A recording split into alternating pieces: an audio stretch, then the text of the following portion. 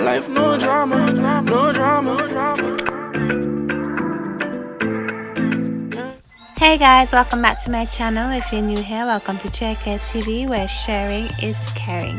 Today I'll be sharing with you guys how I achieved this Fulani / treble hairstyle. So if you're looking forward to hearing the tips and what's not, stay tuned for this entire video. For this style, we are using the TZ pre-stretch hair, 48 inches in the color number 2. Then I'm gonna go ahead and pre-part her hair, starting from the crown of her head down to her ears, and then sectioning the back into about 7 rows where I'll be braiding the box braids. To each section, I am going to add my Crown of Coral leave-in conditioner. This is a locally owned product based in St. Vincent. You guys could go ahead and check it out. It does really moisturize my clients' hair and makes their hair soft enough for me to comb through and to braid. I love it, so you guys could go ahead and check it out. I will leave a link in the description bar below.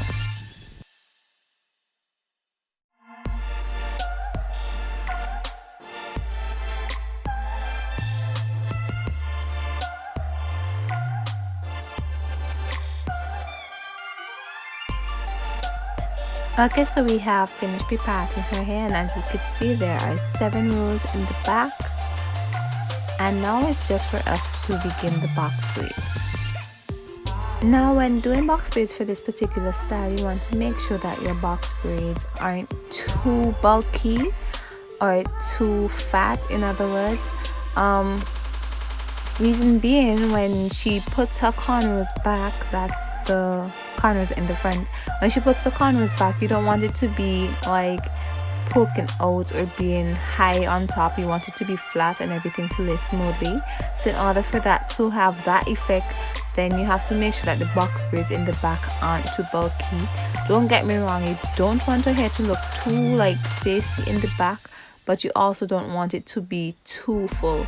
So what I do is I kind of stick with this size. I hardly ever go bigger unless it's very intentional, and I hardly ever go smaller as well. Like, it has to be like really intentional for me to go smaller than this, because at the end of the day, I'm also thinking about the weight that my clients would have to wear on her head on a daily basis, and going smaller, it doesn't really matter, and it's just gonna be extra hours they're gonna be sitting down for.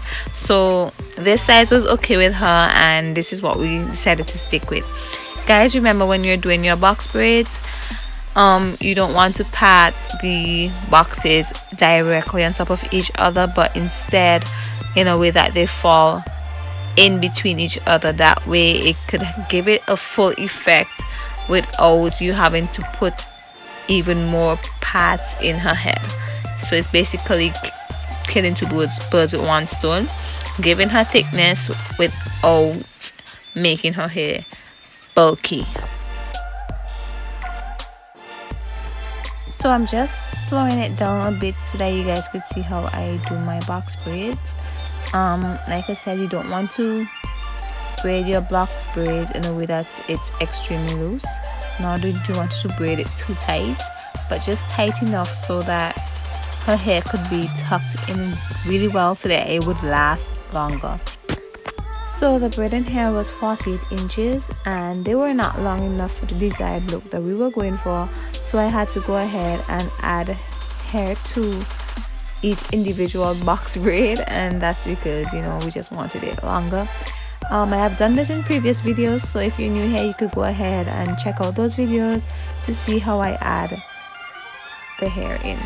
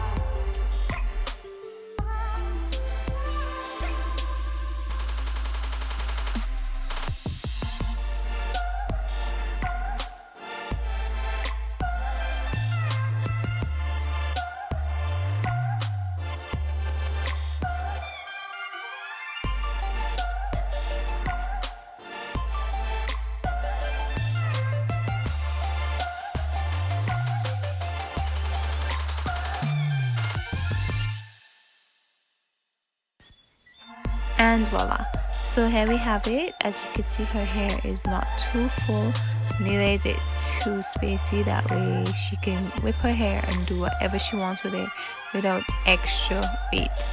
So now here we head to the cornrows.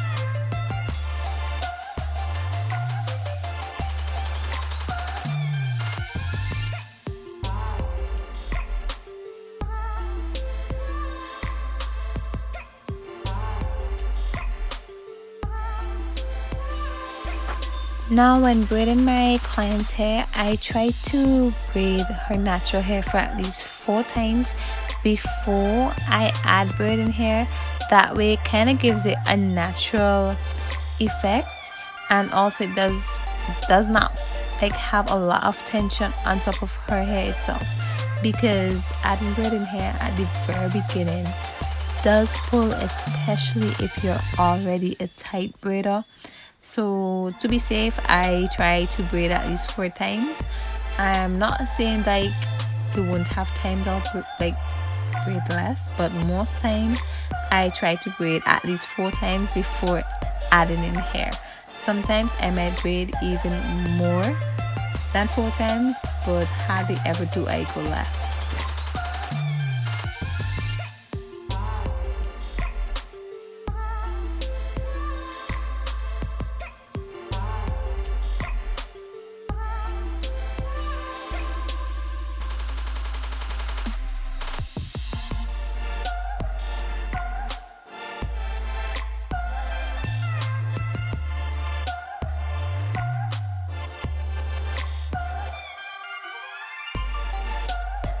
So when doing feeding cornrows like this, I tend to gradually add each section of hair.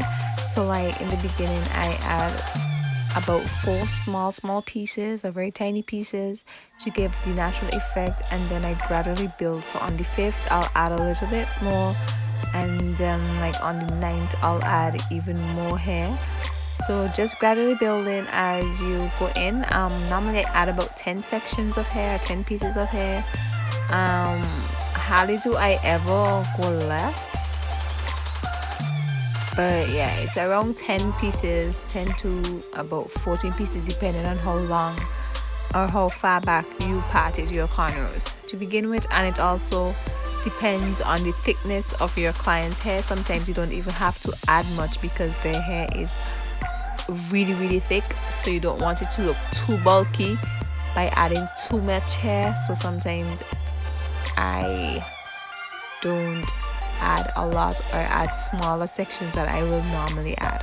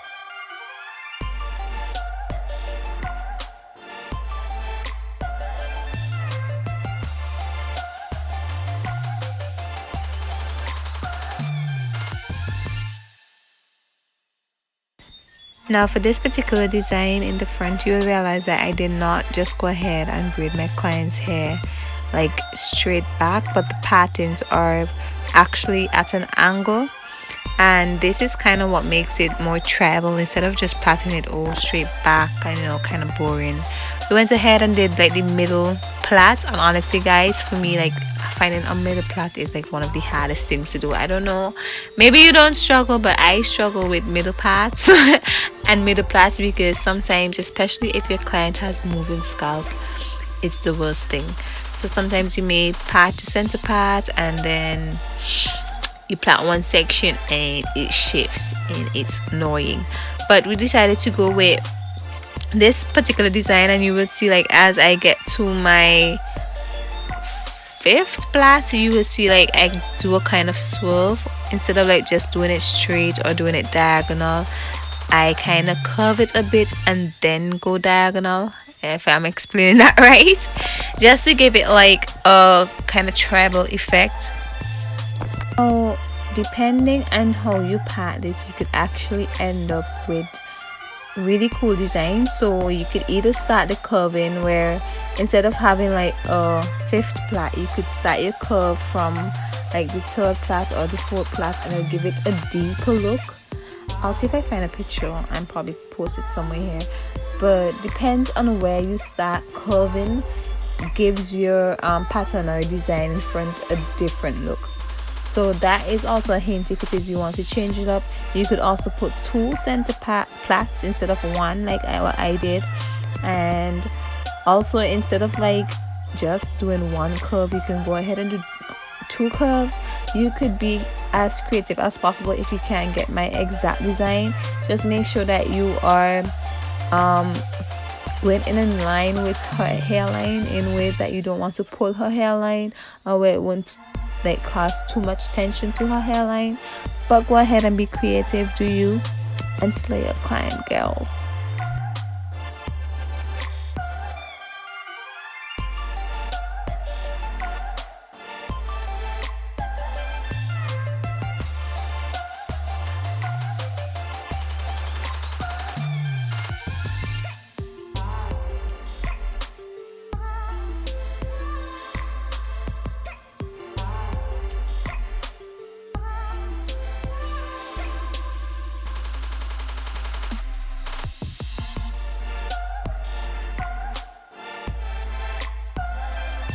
Now, braiding cornrows, especially on the top of your client's hair, can be a bit like tedious in terms of when you're pulling it up coming down to the end. So sometimes I let my client hold the braid, that way it wouldn't cause too much tension or feel like I'm pulling too much on her hair. So it's okay if you let your client to hold the cornrows while you're braiding it down, because it does pull its gravity in the direction you're pulling compared to the direction her hair is. It is going to pull. So sometimes it's really just good if you let your client hold your hair while you finish braiding down that individual part. So now we have finished one side, and we're just going to do exactly the same thing on the other side, and voila. Now for the center plait, and we'll be almost done. As you can see guys, I do leave out my client's edges. I do not braid in everything. That is not healthy for your client's edges.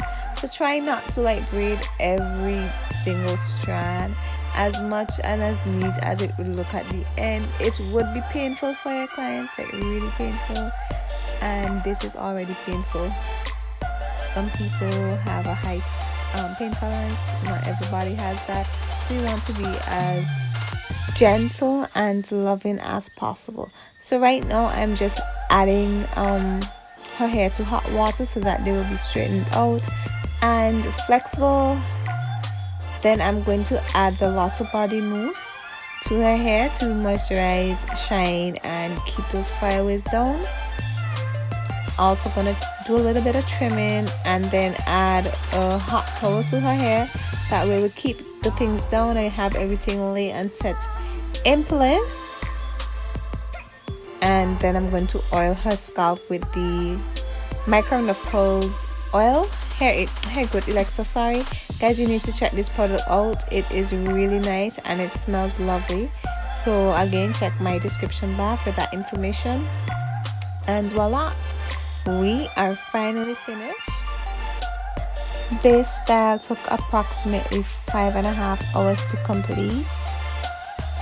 Her hair was not blown out, it was all natural, as you guys could see. And she is tired, we were both tired, but she is definitely loving this hairstyle. She did tell me that before she left. So here's the final product, guys, and thank you guys so much for watching. Remember to like, share and subscribe for more tutorials. Bye bye.